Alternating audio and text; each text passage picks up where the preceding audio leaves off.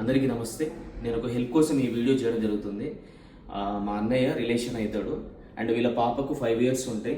ఆ అమ్మాయికి high BP వల్ల కిడ్నీస్ ఫంక్షనింగ్ అయిపోయింది, అలాగే బ్రెయిన్ వాపెక్కడం జరిగింది అండ్ ఇప్పుడు వెంటిలేటర్ మీద ఉంది, ట్రీట్మెంట్ జరుగుతుంది.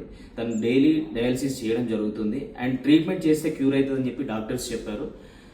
దానికి ట్రీట్మెంట్కి వచ్చేసి 15 lakhs అవుతుంది. అసలు పాపకి ఏమైంది ఏంటిది అనేది అన్నయ్య ద్వారా విందాం. నమస్తే అండి అందరికీ.